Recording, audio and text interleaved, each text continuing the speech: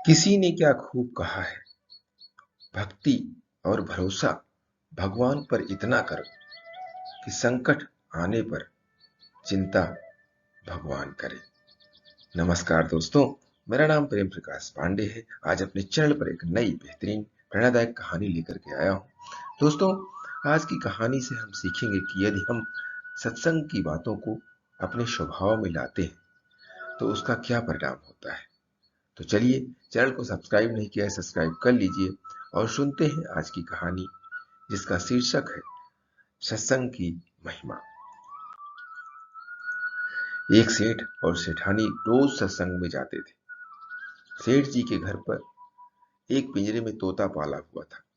तोता एक दिन पूछता है कि सेठ जी, आप रोज कहाँ जाते हैं। सेठ जी बोले कि सत्संग में ज्ञान सुनने जाते हैं। तोता वो कहता है, सेठ जी, संत महात्मा से एक बात पूछना कि मैं आजाद कब होऊंगा। सेठ जी सत्संग खत्म होने के बाद संत से पूछते हैं कि महाराज, हमारे घर में जो तोता है उसने पूछा है कि वो आजाद कब होगा। संत जी ऐसा सुनते ही बेहोश होकर गिर जाते हैं।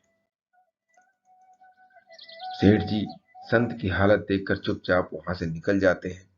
घर आते ही तोता सेठ जी से पूछता है कि सेठ जी, संत ने क्या कहा। सेठ जी कहते हैं कि तेरी किस्मत ही खराब है, जो तेरी आजादी का पूछते ही वो बेहोश हो गए।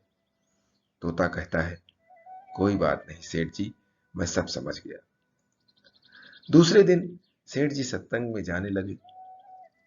तब तोता पिंजरे में जानबूझकर बेहोश होकर गिर जाता है। सेठ जी उसे मरा हुआ मानकर जैसे ही उसे पिंजरे से बाहर निकालते हैं तो वो उड़ जाता है।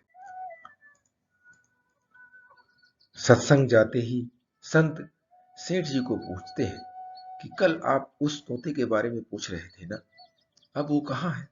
सेठ जी कहते हैं, हाँ महाराज, आज सुबह सुबह वो जानबूझकर बेहोश हो गया। मैंने देखा कि वो मर गया है, इसलिए मैंने उसे जैसे ही बाहर निकाला तो वो उड़ गया।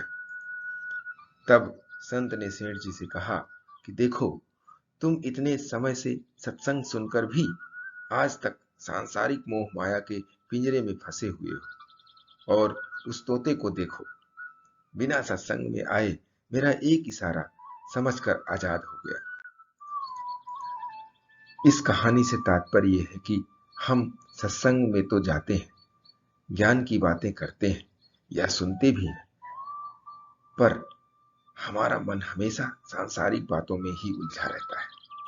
सत्संग में भी हम सिर्फ उन बातों को पसंद करते हैं जिसमें हमारा स्वार्थ सिद्ध होता है, जबकि सत्संग जाकर हमें सत्य को स्वीकार कर सभी बातों को महत्व देना चाहिए, और जिस असत्य, झूठ और अहंकार को हम धारण किए हुए हैं उसे साहस के साथ मन से उतारकर सत्य को स्वीकार करना चाहिए। दोस्तों, सत्संग की बहुत महिमा है। सत्संग तो वो दर्पण है जो मनुष्य के चरित्र को दिखाता है और साथ साथ चरित्र को सुधारता भी है। सत्संग से मनुष्य को जीवन जीने का तरीका पता चलता है। सत्संग से ही मनुष्य को अपने वास्तविक कर्तव्य का पता चलता है। दोस्तों, सत्संग मानसिक समस्याओं की चिकित्सा है। जब मन में काम क्रोध रूपी वासनाओं को, जो हमारे विकार है, की आंधी उठे और ज्ञान रूपी दीपक बुझने लगे, तो ऐसे में सत्संग औषधि का कार्य करता है। विद्वानों का मानना है कि सत्संग से विवेक जागृत होता है। विवेक के जागृत होने पर ही यह जाना जा सकता है कि क्या अच्छा है और क्या बुरा है।